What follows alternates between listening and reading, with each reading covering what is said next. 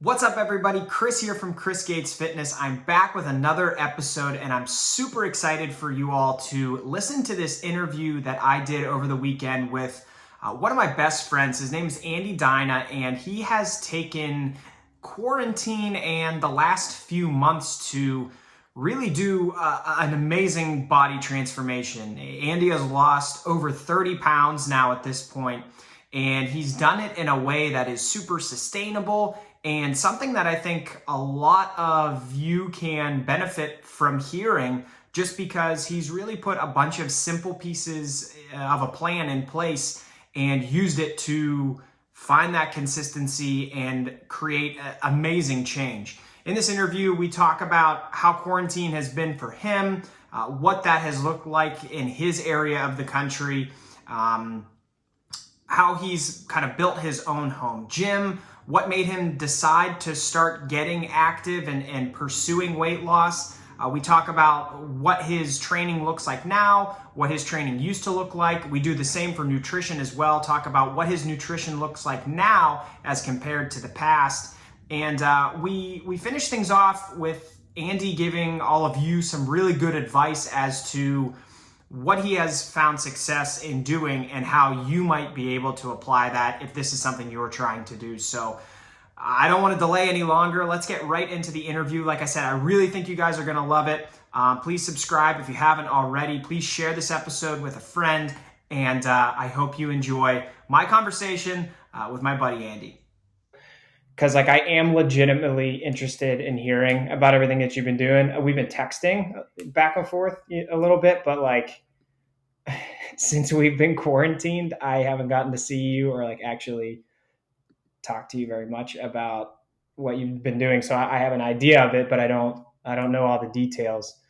But I first wanted to talk about just what quarantine has been like for you, because I know it's different based on state and then based on the region within your state. Like here in Pittsburgh, we were given more flexibility before Philadelphia area was, and different parts of the state, you can do different things. So what's it like in the Cleveland area right now?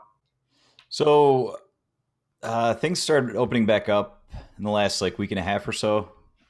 So Okay. I think restaurants, retail, all that good stuff. Obviously with the social distancing and everything in place, I haven't experienced any of that yet because I'm not super eager to get back out there. Yeah, But understandable. about as eager as I was before. That's fair. But I mean, I think we're in the same boat as a lot of the other states. Yeah. How much has it changed for you both? I guess I'm interested in work wise and then also just lifestyle. So honestly, not a whole lot has changed. I've still been going into work every day full time. We didn't slow down or shut down at all. So I mean, good and bad. Mm-hmm. We're practicing social distancing and all that crap. We went to mandatory masks 2 weeks ago. I wear gloves anyway. We sanitize our work area every morning, just all that good stuff. So really, outside of that, not a whole lot's changed aside from maybe just staying home on the weekends. Mm-hmm. And I avoid going out anyways. And actually, the funny thing is that one of my goals this year was to get out more. How was it really? Yeah, it's not working out. Well, maybe the back half of the year it'll work out. Hopefully. So yeah, it's just work and come home. That's about it. Okay. Yeah, I mean, the big reason I wanted to talk to you on the podcast was because you have, during this time of quarantine, when I think most people are going in the opposite direction, you've actually been able to lose a bunch of weight, lose over 30 pounds. And so I didn't realize you were working pretty much. I mean, the circumstances at work have changed, but you're still going into work every day. Do you think that's helped in terms of, being able to maintain some type of normalcy while also, working out and dieting and whatnot? Yeah, absolutely. Because obviously that routine every day stayed the same, so I didn't really have to readjust my schedule or reacclimate to being home all day, which was fortunate. And actually, I moved to a position earlier this year where I'm on my feet 8+ Mhm. hours a day, and that's coming off of sitting at a desk for 9 years. So you're So burning a few more calories. a couple. So I think as a whole, it's definitely helped me keep on track. Yeah. Um, it's interesting. It's like when people are in the 9 to 5, just regular daily lifestyle that we were used to up until March.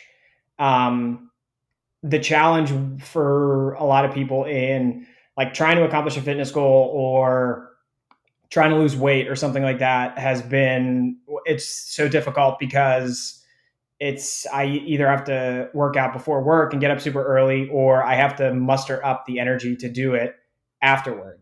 And now I feel like people have more flexibility in their time. Obviously, there's not the access to most gyms that help people out, but now there's more flexibility in time, and it's just posing new challenges because you're at home, your kitchen is maybe your home office as well, and there's a pantry full of food, there's a fridge full of food and a ton of stuff that you can reach for whenever you want. And obviously this is stressful too, so it encourages um, I guess stress eating and stuff like that.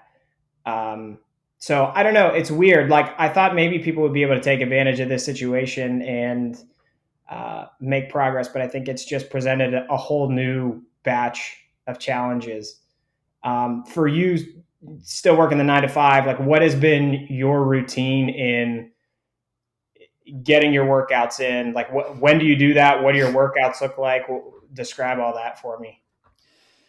So with the new position, I'm actually getting off of work right now at 3:45, and maybe in April we had switched to 3:45. Before that, I was getting off at 3:15. So even now, I'm getting home by 4. So I get home, I'll take care of the dog, and then I'm usually downstairs working out by 5 o'clock. Nice. And then put in the hour and a half, whatever it ends up being, and I'm usually cooking dinner and eating by like 6:37. That's a pretty So good routine. so I've been keeping up with that every day, about same time every day. Nice. What was the overarching piece for you that made you want to, lose the weight that you have, over 30 pounds at this point? What was there that motivated you to actually start doing that? Can I say a swear word? Just one? You can say as many as you want. Yeah. Just in general, I'm trying to get my shit together. Yeah. Okay. Like I said, I moved to that position at work where I'm on my feet all day, and I know I asked you for advice early on, like, what can you do to make this better for me? And there was nothing. So thank you. I just responded one word, nothing. Good luck. Do it yourself. Dr. Scholes. That actually was true. Yeah, because that's right. Early on, you like that transition from desk job to being on your feet was um, kind of a shock to the system. Jarring, yes. Yeah. I don't know how much atrophy was being done to my legs over the years, but Yeah. they do. We get free insoles twice a year, so they Oh, that's provided good. that, so that was Nice. nice. Yeah, I guess it's worth it. That's worth the whole shock to the system. So was Yeah, it like kind of responding to that new position and having to be more physically active? yeah, for sure. I mean, it took me a couple weeks to get used to it. Like end of the first week, I was I was faking bathroom breaks so I could go sit down. Oh. You gotta do what you gotta do. Everything hurt, and I didn't realize that much of your body could be sore just from standing. Yeah. But I mean, that's and I feel like a huge baby complaining about it because obviously there's people that do it every day and have been for years and years, and they probably don't complain about it. And I tried really hard not to. But a couple weeks in, I started to get comfortable, and then I started thinking, I probably need to be in a little better shape. And around the same time, I had a couple of my other buddies who were getting back into working out, and just kind of got me motivated. Nice. So what are your so you got more active at work. Your routine pretty much stayed the same with work, where you were able to come home at an earlier hour than I think the regular 9 to 5, obviously, and you kind of get right into that workout. So what do your workouts look like? Like how many days are you getting after it, and like how are you training? So pretty much every day, I'm doing your 21 day plan, and this is I'm at the tail end of my fifth time through, I believe. Holy shit, that's awesome. Yeah, so I've just been cycling through that. I started adding in a recovery week, Nice. the start of each 21 day period now, or whatever it ends up being. Yeah, doing that every day. So those are like the training for the 21-day program it's mostly bodybuilding type of exercises. Like it's not like high intensity cardio or like CrossFit type of stuff. It's pretty much just like helping you work all the muscle groups, and then there's some cardio built into there. I'm pumped to hear that you do the recovery week in between, because I actually was trying to promote that about 21 days after I put that program out there. I put an article out about a recovery week, because if anybody was doing that, I wanted them to kind of have a recovery week before you get back on it. But I feel like when I wrote that, I thought that was a program that people could do over and over and over again. Have you tweaked anything about it, or have you changed anything about it as you've gone through it? A little bit, yeah. Like some of the days, there's a few things. I shouldn't say a few, maybe like one or two things I'll add in. Obviously, you had that nice list of alternate exercises that you can do Yeah. if you don't have the equipment to do specific ones. So actually, I have those printed out, hanging on the wall, Nice. so I could just see them real quick. But I pretty much copied all that into my own spreadsheet and renamed it So you're to. gonna sell your own version of the program? Is that I what you're probably gonna won't sell it. I have a little bit of a conscience. do? But Touche. I did rename it Dynafit. I love it. I would buy it. I would buy it just for the name. But I did that just so I could track progress and like increases, as small as they may be right now. But Yeah. So your weight's gone down. Have you also seen the weight go up for different movements that you've been lifting? yeah, yeah, for sure. Obviously not a whole lot because I'm eating at a deficit, but Yeah, definitely making progress. that's Even great. if it's just like a rep or two. I know you mention that all the time. Even if it's just a rep or two, it's still something.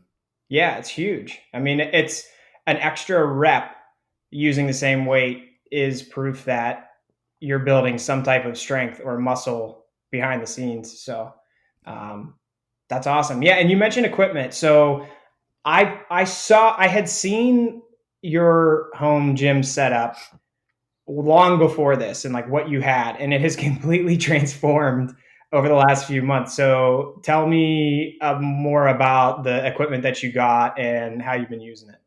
All right, so let me start off with the stuff that I had prior to this year. So I had an adjustable bench, like an incline, decline, adjustable height, uh, barbell, and a set of plates.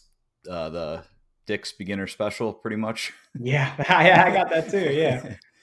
I have an ancient set of standard size plates and adjustable dumbbell handles and a pull up bar, and that was all I had uh, prior to 2020. and that was getting very, very sporadic use over the Mhm. last 10 years. I think I bought it. Um, and probably the last time I had used it was, I think, 4 years ago. Really? So it was like buried under boxes, and the other side of my basement was covered in dust. And I mean, you've added since then. I know you got the pulley, which you've been using a lot. Yeah, I like that thing a lot. That thing's awesome. Man, the pulley is so clutch. Like I, well, I think we both happened to pick that up like right before the home gym equipment boom happened with the quarantine and coronavirus and everything. Cause I got mine for $50 and it has allowed me to do probably 10 to 15 extra movements in the house that I never would have been able to do before. And it's amazing how if you just pick up something small like that, it could totally change what you're able to do. And yeah, I've been hammering that hard with people. If anybody, I get people reaching out all the time asking like, what type of equipment should I get? And I tell if anybody has some type of weight that they can loop up in a pulley, I tell them to get the pulley. I saw a lot of like DIY ones people had made online, just like from stuff from the hardware store. Yeah, yeah. So it's like even if you don't want to spend $50, you could probably do it for like 20. Yeah, It, I actually have been trying to figure out how because the pulley is from high to low, and I've been trying to figure out. I know companies that sell those also sell an attachment to make a like a horizontal pull, and I was at Lowe's trying to get the equipment to just build that piece of it myself, but I think I need a longer cable so that it can run through both of the pulleys. Gotcha. That would be cool though. Yeah, I'm not super handy, so I might still end up just buying it when it comes back online. But yeah, I mean, like I have a pair of adjustable dumbbells, the Bowflex ones that I got for 260, 270 a couple of years ago, and I saw them on Amazon for $1,000. It's insane how much home gym equipment has just skyrocketed. It's like not even fair. They shouldn't be able to do that. Yeah, I was looking on Facebook Marketplace and like Craigslist just for well, I was looking for a set of dumbbells earlier this year, and if you look now, people were selling like a set of like a pair of 25-pound dumbbells, and they're asking like 90, $100 for it. It's That's ridiculous. absurd. Yeah, I it's could like have I the could have made a killing the last couple months. yeah, if you wouldn't have gotten started, you could have made probably thousands of dollars selling off the gym I equipment. could have put this off for a while and just Yeah. Um, yeah. So okay, so you got the pulley. And what else did you get?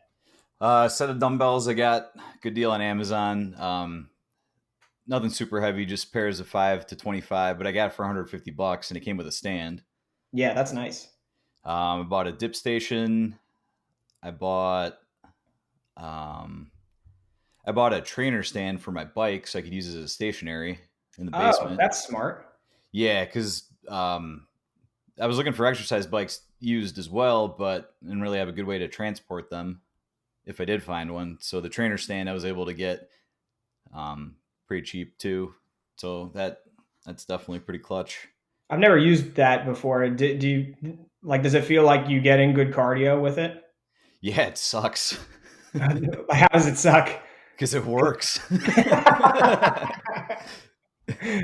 Well, it's not going to tell you like calories burned and distance, but if you can get a good workout on it, that's all that matters. Well, I also bought a tracker that hooks onto the back wheel, and it has like little sensors on the pedal and then on the spoke, so it'll track cadence and speed and give you a rough idea of distance. Oh, that's awesome. Yeah, because I was just going by calories, but I kind of wanted to get a better idea of what I was actually doing. How much did one of those? How much does that run you? I think that was 60. Wow. The brand is Wahoo. Okay. See, I mean, like that's the type of stuff, like getting creative and figuring out how you can do things at home. That's a perfect example of getting creative because you could spend 250, $300 or more on a spin bike, or you could get that stand for it and the sensor for probably under $100, and you got one because you already have a bike at home. Yeah, I didn't want to spend a ton of money. And actually, the bike is my sister's old bike that she let me borrow for college, Oh, and nice. I used it once. So it's All been of this old equipment is coming back to benefit you, man. so it's been sitting in my garage. And wouldn't you know that, like a month after I start using it, she's like, "Hey, do you have my old bike?"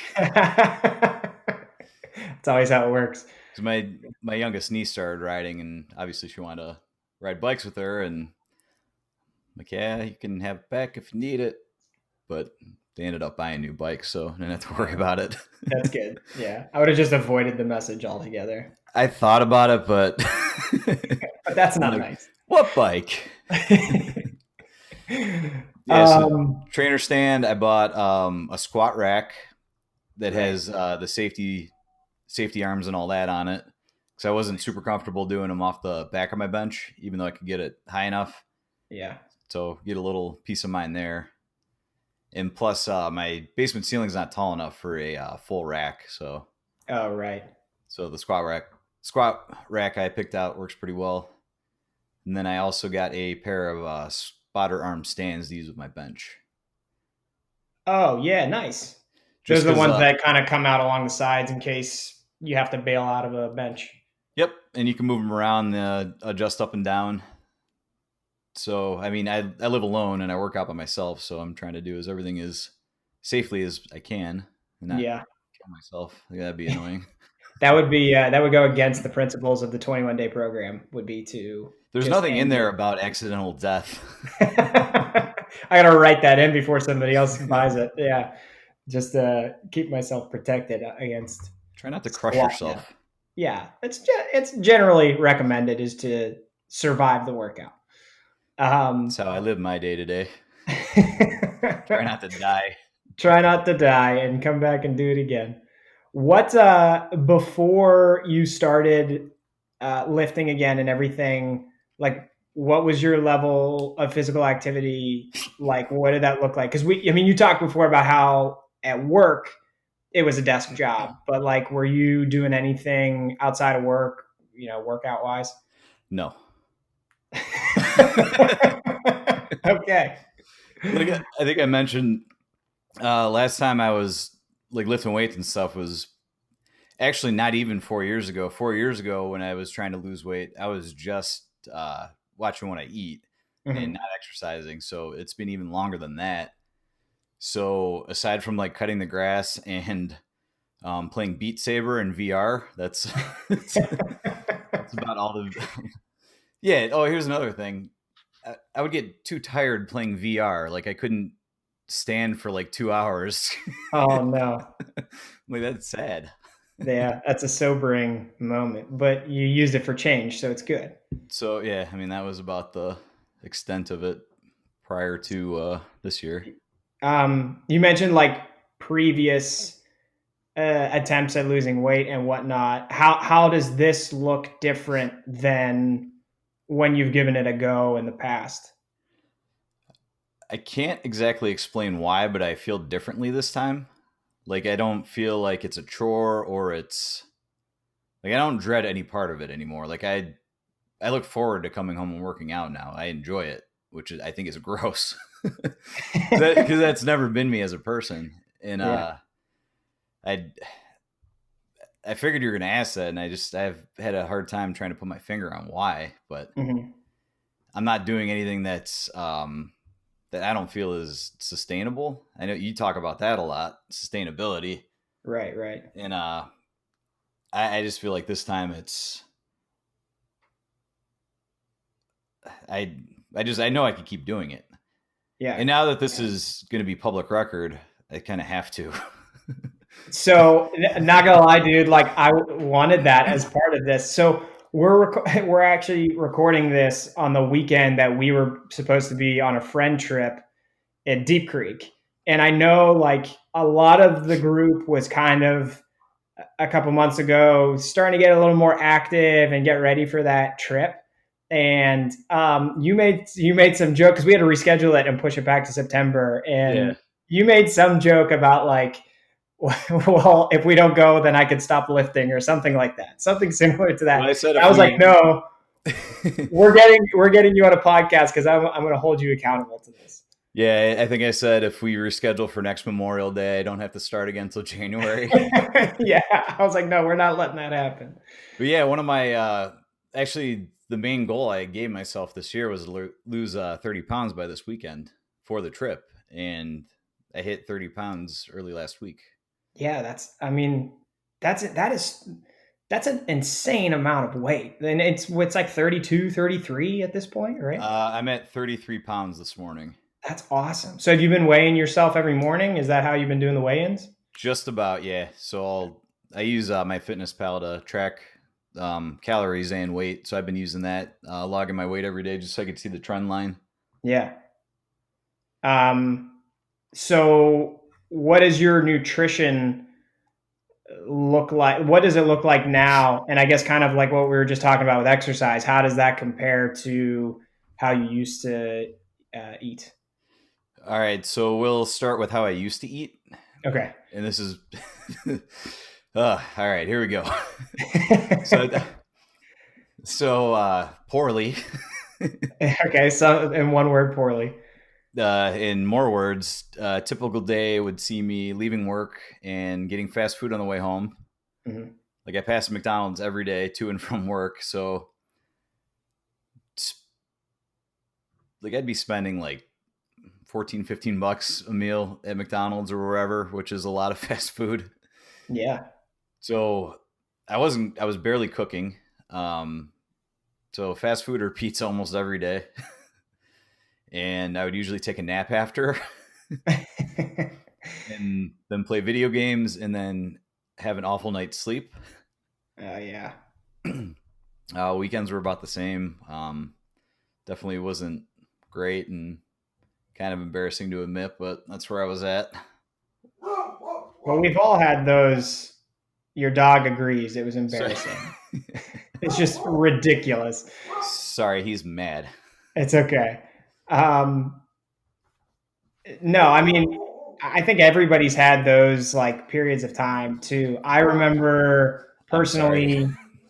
It's okay. Do you need to stop? We could stop, and if you need to check on him. No, he's good. I think the mailman's outside or something. Oh, the damn mailman. I told him not to come now. I told him I would be podcasting. I remember in college that I got to a point where the drive-through at Taco Bell knew the time that my car would pull through the drive-through line, and they would just have my order ready. Tim and I had a Taco Bell tab. And what is that? We would just alternate back and forth who bought because we would both spend the same amount each time. Oh, no. I think in college, I went over an entire semester of not cooking for myself. Wow. My last semester of college, I graduated weighing 210. Okay. And compare that to now. What's your weight now? 157. Yeah. So, damn, that's insane. It was bad. So, okay. So just, I guess, compare that to now. Like what's nutrition look like for you on a daily basis? Oh, much better. Good. So I'm not really doing anything specific or not even super hardcore about it. Basically, I set myself at 2,000 calories a day. Usually I'm coming in under that, typically around 1,800. And I've been doing HelloFresh since January.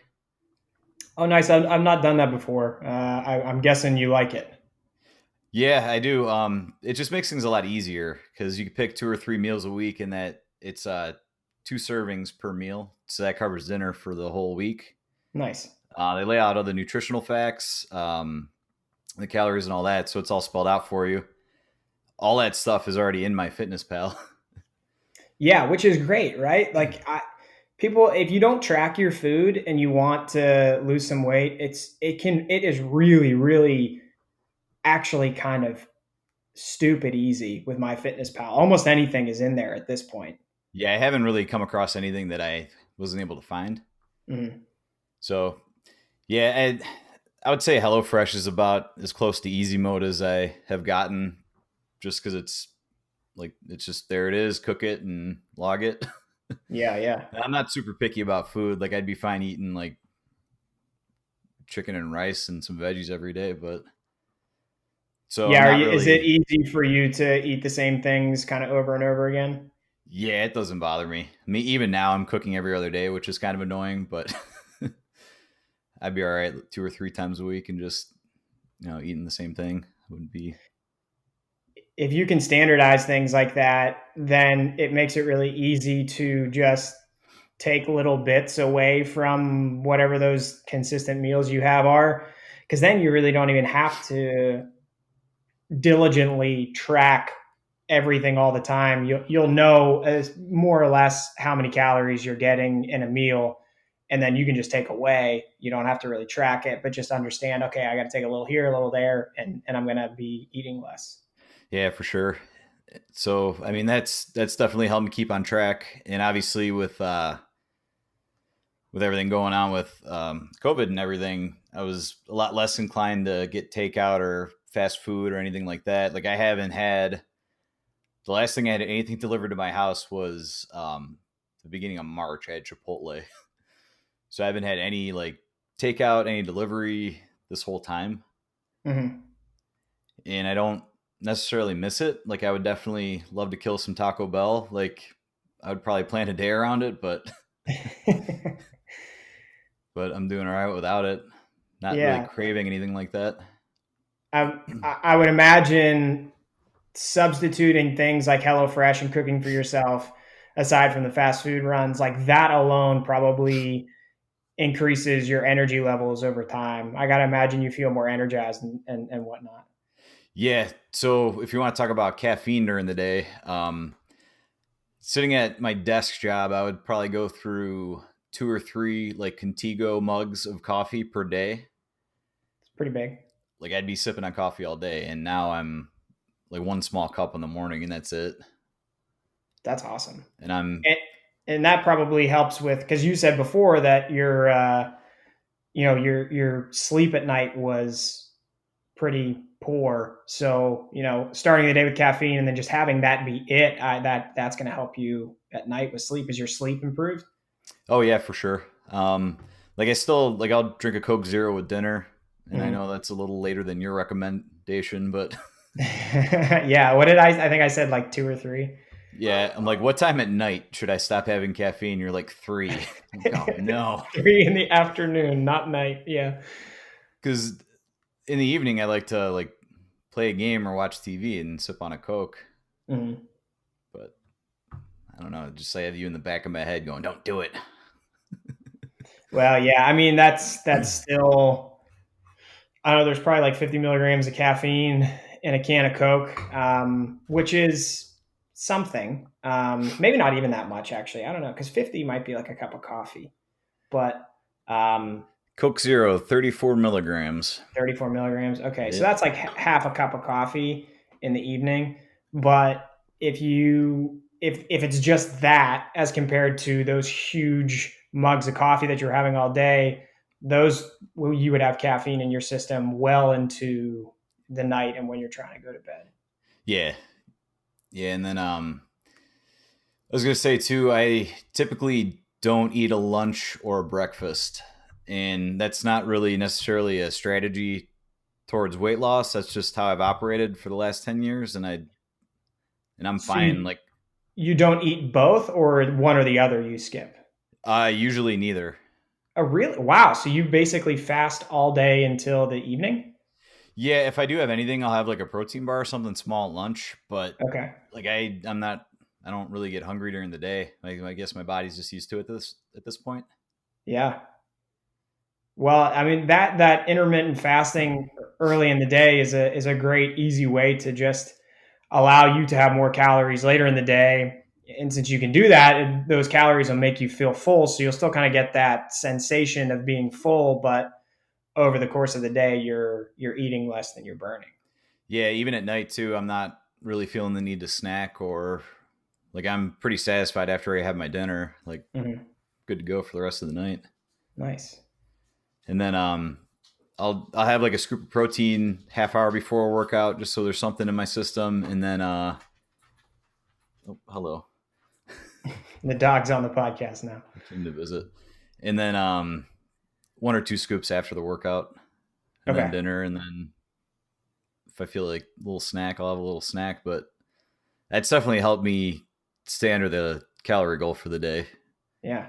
And I don't feel like I'm starving myself or depriving myself of energy or anything like that. I feel good. Good. That's what works for me.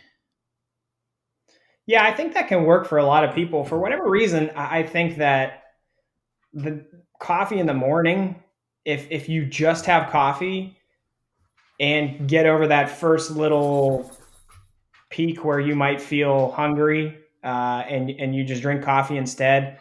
I don't know what it is about it, but I feel like that helps kind of suppress appetite, and then you can go for quite a while until you have the next meal. I think it's worth a shot for anybody if weight loss is something you're trying to do. Again, that's maybe another strategy to help you from having to track every single calorie early on is just cut out breakfast and just have coffee and then have your next couple meals. Don't replace breakfast as the day goes on. Don't replace all of that, but just remove it. I think can kind of be sustainable to at least get you started. I played around with it a little bit too. I tried a couple days with like having a lunch or a small breakfast, and I don't really feel any different. So like, I'm not hungry. I'm not going to eat. Yeah, yeah. Just listen to your body. Um, well, the last thing I have is just like, are there any recommendations that you have or advice for people trying to do what you're doing, and just being able to stay consistent with a program and, see that progress over time? Yeah, a few things. I would say definitely track your progress if it's calorie intake or weight or like your exercises. I would say keep track of it, just because I know for me, seeing that trend, whatever the numbers may be, trending up and down over time is definitely motivation, and I think helps you keep on point for the most part. It gives you something a little more tangible, because it's hard to see change in the mirror looking every day. Yeah. Um, I think honestly, the food is the easiest part of it for me. Like if you eat less, It's just move more, eat less. That'll do it. like I would probably be at the same weight not having exercise this whole time. Probably wouldn't look as good, but I mean, you could do it just watching your calories, I think, and that's a huge part of it. And Yeah, then I agree with you. I think if you can get the nutrition piece down, exercise is kind of what makes it happen quicker. But if you had to do one or the other and be dialed in with it, I would say nutrition is more important because it, I mean, it's going to help you lose weight, obviously, but like getting the quality of foods in you is going to promote other, long-term health benefits and make you just feel better. Like a lot of what you've already said with having more energy and getting better sleep and all that stuff. I think that's the really big piece. and then I think my other piece of advice is something you told me, and that's do everything you can to keep your consistency every day. Mm. So whatever it takes to maintain that. And for me, it's working out at the same time every day. And I gave myself the rule of no video games and no TV until I work out and make dinner for the day. Nice. And I'm holding myself to that, because if I sit down on the couch after I get home, it's all over. Nothing's Yeah. happening after that. Yeah, you got to almost like put yourself in a situation where you force yourself to earn whatever that thing is. And that's how I'm treating it. That's And awesome. I feel good about it. I mean, but Yeah, I think anyone can do it. Like I don't want to say lazy, but I'm not like Mr. Fitness, and I never have been. Like I like I said, I like video games, and I like having Taco Bell delivered to my house. I think the last time I saw you was maybe December, in person, and I had right around that time, I think I had it delivered twice in the same week. Really? But I don't know. You've I come a think, long way. yeah. But yeah, I think anyone can do it. You just got to be willing to put the work in. It's not without the effort. Yeah. I love that. Yeah. I mean, I think too often we are given the impression or get this impression that immediate change and instant results. And it's not the case for almost everyone. It's not the case. Like you have to put in, because I remember in college, man, I would try so many times to lift to like get stronger, and I would go with different friends we had from school to the gym, and like I would do it for 2 or 3 weeks, and I'd be like, well, I'm not getting bigger, so this is stupid. But like if you just go a little bit longer, go a month, go 2 months, you'll see that the progress is eventually going to start happening. And the more consistent you get, just it kind of snowballs in the direction that you want. And in the grand scheme of things, considering how long I've been making more unhealthy choices, like it's only been 3 months, but I definitely can see results. Like I think I look better. Like Oh, looking in the mirror. 100% you do. Yeah. Because you posted just the other day, you posted a picture of like 30 pounds down, and like you're getting jacked. Like you have arms now, and you had a before and after of your face. My head And was fat. dude, even like just looking at you here as we're recording this, like you're you've leaned out in your face. It's very, very obvious, and you're getting more muscular. So there's a clear and obvious progress that you've made. So this may be a little TMI, but I trimmed my chest this morning. There you go. There you go. I could see pecs. Like That's what I'm talking about. There's pecs there. They were under there. They were hiding. Not just boobs. I love it. I love it. No, that's awesome, man. So what's next then? Like, are you going to keep this going, or are you going to transition and try other things? What do you think's next? So I'm going to stick to the same workout plan, I think, for now. I'm enjoying doing it. Maybe I'll tweak it a little bit as I go. Probably, I think I'm going to stick around the same calorie amount for another couple months, lean out a little more. I still want to try to lose the gut and just get a little more defined because I never have been. So I definitely think this pace I can keep going. Nice. And then Sustainability, man. Then maybe down the line start eating a little more and I don't know, do gains. Is that what they say? It's if you spell it with a Z at the end. Yeah, spell it with a Z. That's the scientific term. Yeah, gains. Yeah, that's where the real fun begins, is when you transition into building muscle and you get to eat a little bit more and a little bit more and a little bit more, but like do it in a controlled way and understand that the weight that you're gaining is all good weight. Like that's my favorite area to be in.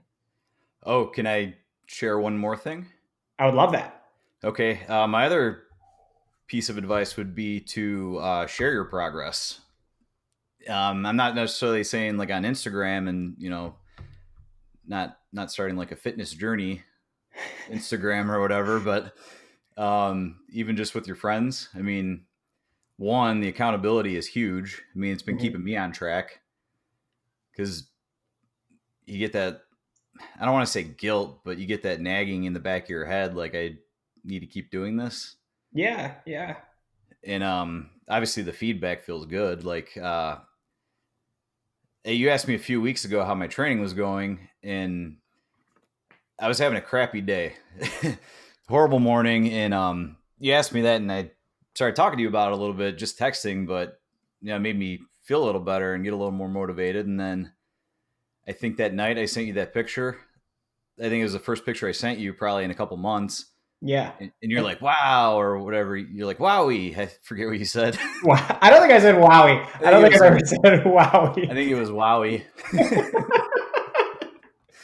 So I'm like, all right, screw it. I'm going to post it on Instagram and just give a little update, and got a lot of positive feedback. And obviously that felt good. And I'm not a real big, like, look at me kind of person, but Yeah.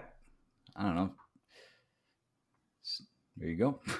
Yeah, it's good to have people that can hold you accountable, and like sharing that's difficult, but I think if you're committed to working hard and sticking to the process like you are, you're likely to find that the feedback will be positive, and it's just going to encourage you to do more and work harder.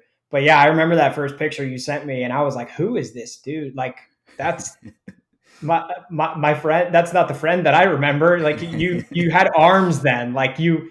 And then you posted another one and your arms got bigger. And I'm like, no. Okay, now I like don't like this because his arms are getting bigger than mine. And if we show up at the lake and Dinah's more jacked than me, I'm gonna be real If pissed. I got more time now, you're in trouble. Yeah, I know. That's scary to think. What's it's May, so you have June, July, August still, and part of September. I don't like that at all. Oh, that's good motivation. Yeah. Well, thanks for jumping on here to talk about it. I think anybody else that is trying to lose weight or make a transformation can benefit from hearing about what you've done and kind of how you've simplified things to just be able to stay consistent and make the progress that you're looking for. So I appreciate it. No, thank you for having me on. This was pretty cool. Well, that wraps it up. I hope you guys enjoyed that interview. Like I said, I think Andy provided a lot of really good and useful information that you can take and apply to yourself if this is something that you want to try and do, and take advantage of the situation that we're in, and try and create a body transformation, try and create a healthier, happier you. As always, if you feel like you need help with doing something like this, and you feel like maybe online coaching might be something that you're interested in, please don't hesitate to reach out to me. I would love to just talk to you and see what your goals are, and see if we might be a good fit to have me help you get to wherever your goals may be. This is a passion of mine, and I love helping people become happier, healthier, and stronger. And that's why Chris Gates Fitness exists. So please reach out if that's something you're interested in. I am a coach, and I coach people to all different types of goals. You can find more information about coaching on my website. I have a coaching page. You could also reach out to me on really any platform. I'm on everything. I'm on Twitter, Facebook, Instagram, LinkedIn, YouTube. There's more than enough ways for you to get in touch with me, and we can begin that conversation. So I hope you enjoyed this. I hope to hear from you, and I look forward to doing more episodes like these. Something I was thinking when I was talking to Andy was, I wonder if there are other people out there that want to talk about their fitness journey. Whether you've had a big success or whether you are trying to figure out how to find success.